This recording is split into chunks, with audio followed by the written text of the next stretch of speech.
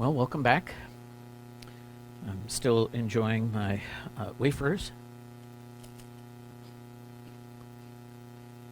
Hmm.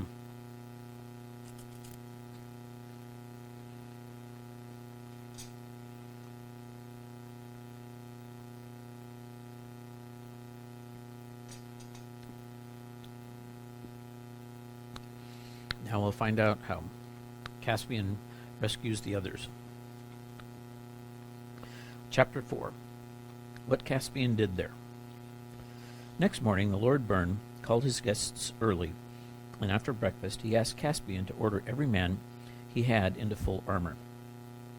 And above all, he added, let everyone be as trim and scoured as if it were the morning of the first battle in a great war between noble kings, with all the world looking on. This was done, and then in 3 boatloads, Caspian and his people, and Byrne, with a few of his, put out from Narrowhaven. The king's flag flew in the stern of the boat, and his trumpeter was with him.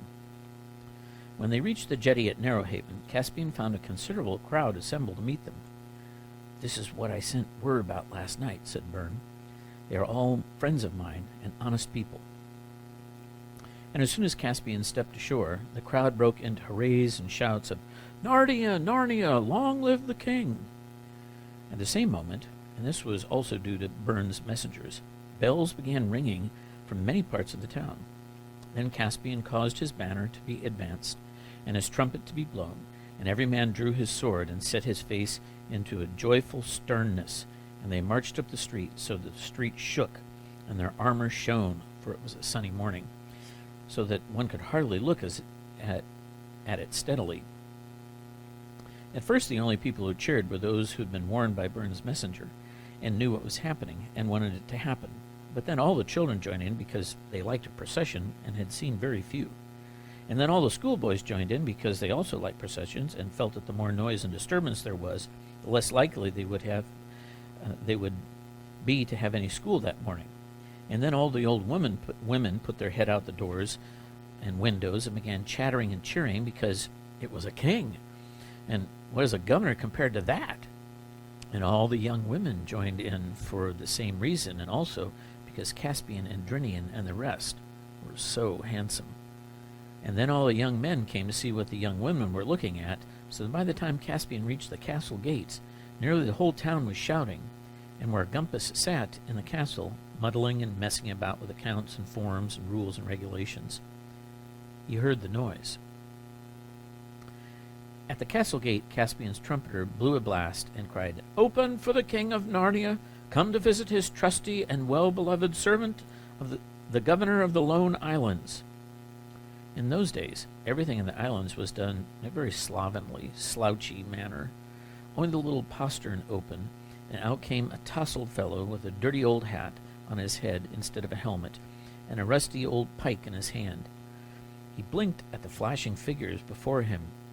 Karn says finishy, he mumbled, which is his way of saying, you can't see his sufficiency.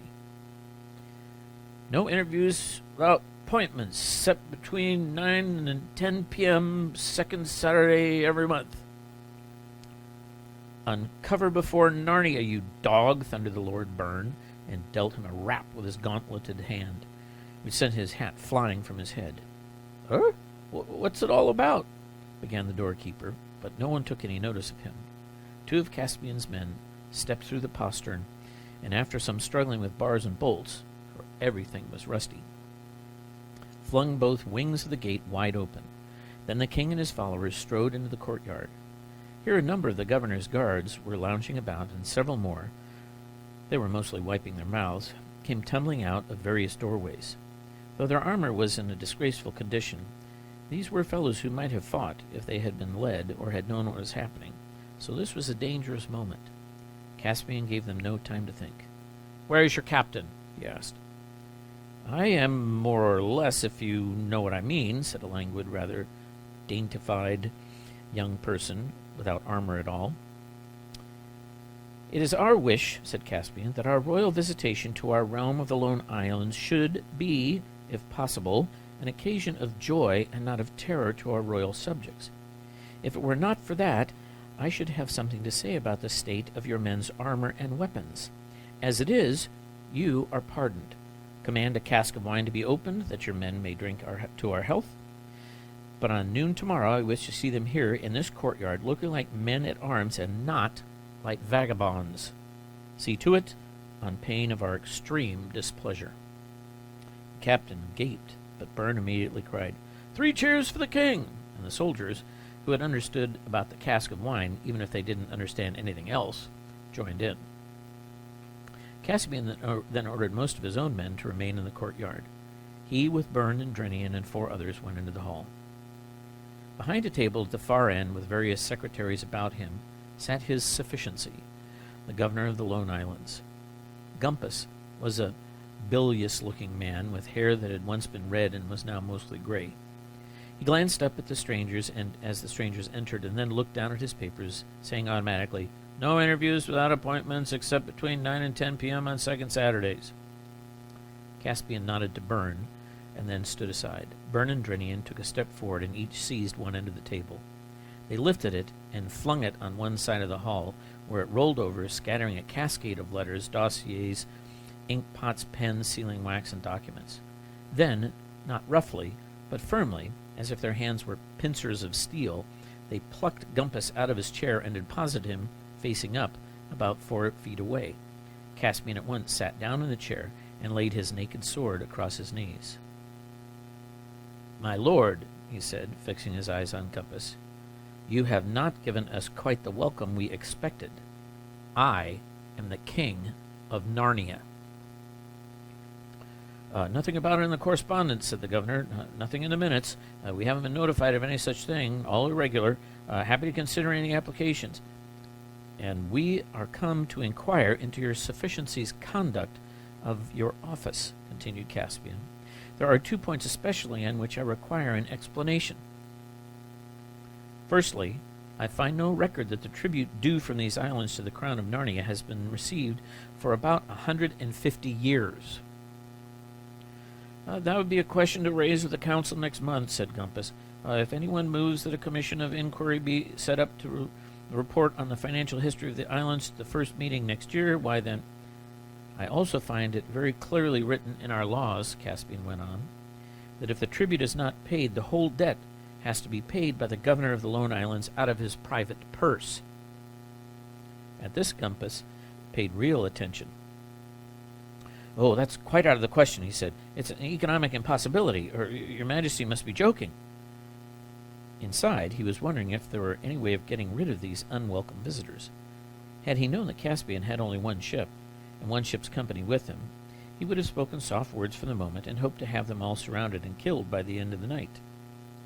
But he had seen a ship of war sail down the straits yesterday, and seen it signaling, as he supposed, to its consorts. He had not then known it was the king's ship, for there was no wind enough to spread the flag out and to make the golden line visible, so he had waited further developments. Now he imagined that Caspian had a whole fleet at Burnstead. It would never have occurred to Gumpus that anyone would walk into Narrowhaven to take the islands with fewer than 50 men. It was certainly not at all the kind of thing he would imagine doing himself. "Secondly," said Caspian, "I want to know why you have permitted this abominable and unnatural traffic in slaves to grow up here, contrary to the ancient custom and usage of our dominions." "Necessary, unavoidable," said his sufficiency, "an essential part of the economic development of the islands, I assure you. Our present burst of prosperity depends on it." "What need have you of slaves?" "For export, your majesty. Sell them to Calormen mostly, and we have other markets. We're a great center of the trade." "In other words," said Caspian, "you don't need them. Tell me, what purpose do they serve except to put money in the pockets of such as Pug?" "Your majesty's tender years," said Gumpus, which was meant to be a fatherly smile, "hardly makes it possible that you should understand the economic problem involved. I have statistics, I have graphs, I have—" "Tender as my years may be," said Caspian, "I believe I understand the slave trade from within quite as well as your sufficiency, and I do not see that it brings into the islands meat or bread or beer or wine or timber or cabbages or books or instruments of music or horses or armor or anything else worth having." but whether it does or not, it must be stopped. But that would be putting the clock back, gasped the governor. Have you no idea of progress of development? I have seen both in an egg, said Caspian. We call it going bad in Narnia, and this trade must stop. I can take no responsibility for such measures, said Gumpus. Very well, then, answered Caspian, we relieve you of your office.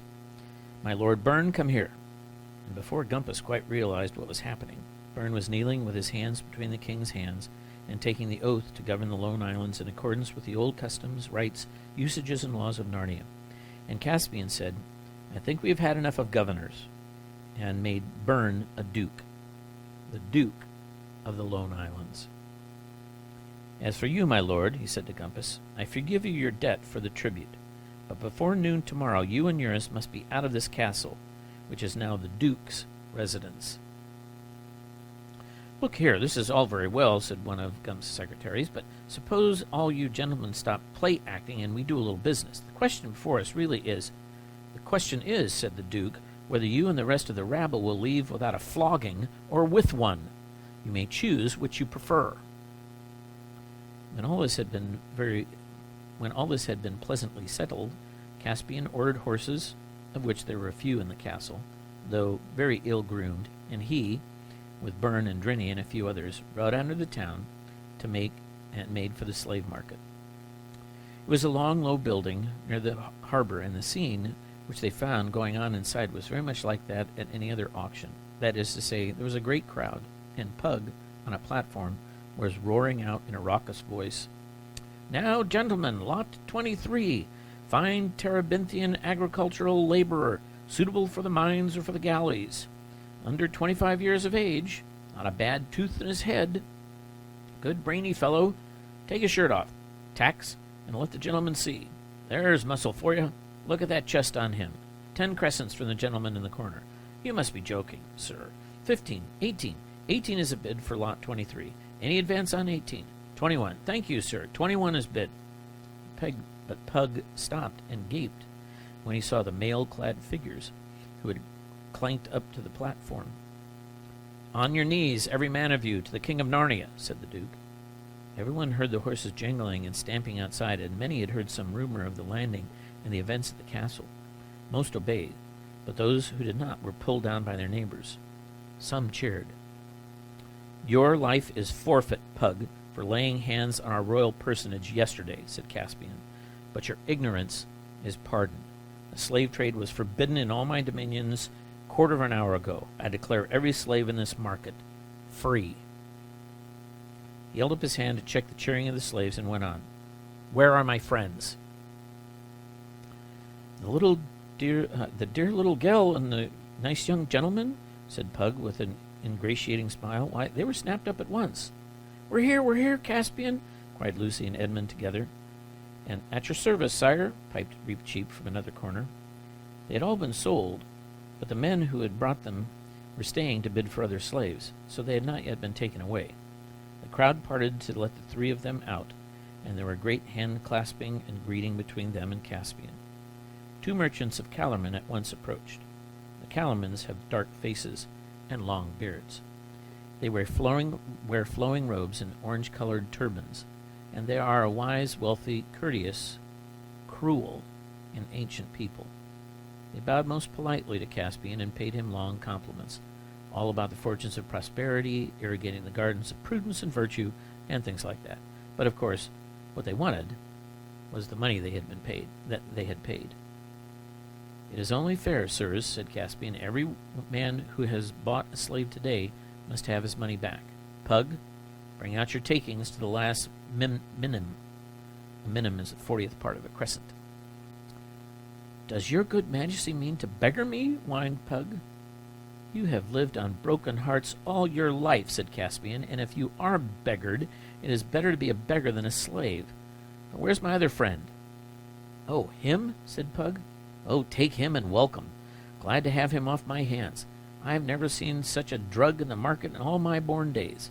Priced him at 5 crescents, and in the end, even so, nobody'd have him. Threw him in for free with other lots, and still no one would have him. Wouldn't touch him. Wouldn't look at him. Tax. Bring out Sulky. Thus Eustace was produced, and sulky he certainly looked. For though no one would have wanted to be sold as a slave, it is perhaps even more galling to be a sort of utility slave whom no one will buy. He walked up to Caspian and said, I see, as usual, been enjoying yourself somewhere while the rest of us were prisoners. I suppose you haven't even found out about the British consul. Of course not. That night they had a great feast at the castle of Narrowhaven. And then, tomorrow for the beginning of our real adventures, said Reepicheep, when he had made his bows to everyone and went to bed. But it could not really be tomorrow or anything like it, for now they were preparing to leave all known lands and seas behind them, and the fullest preparations had to be made.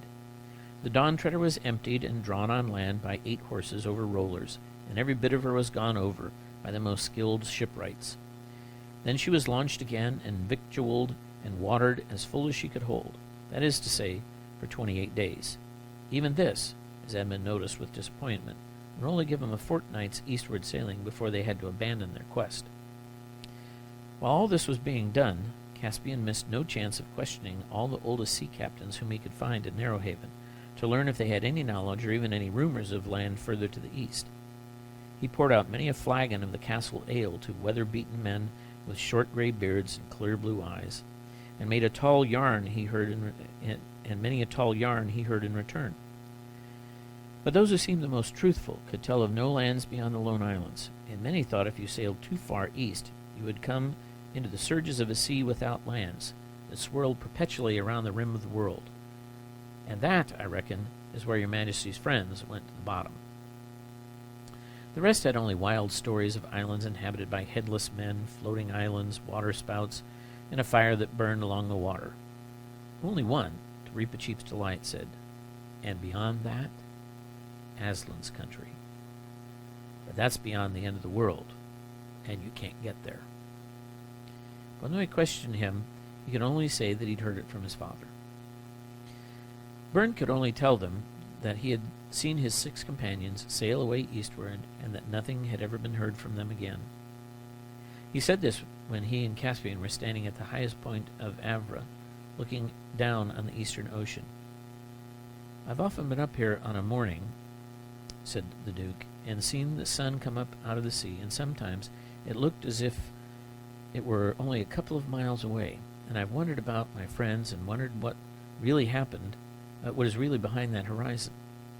Nothing most likely. Yet I am always half ashamed that I stayed behind. But I wish your Majesty wouldn't go. We may need your help here. This closing the slave market might make a new world. War with Calormen is what I foresee, my liege. Think again. I have an oath, my Lord Duke, said Caspian. And anyway, what could I say to Reepicheep? It's the end of chapter 4. First of many adventures. Have a good night's sleep.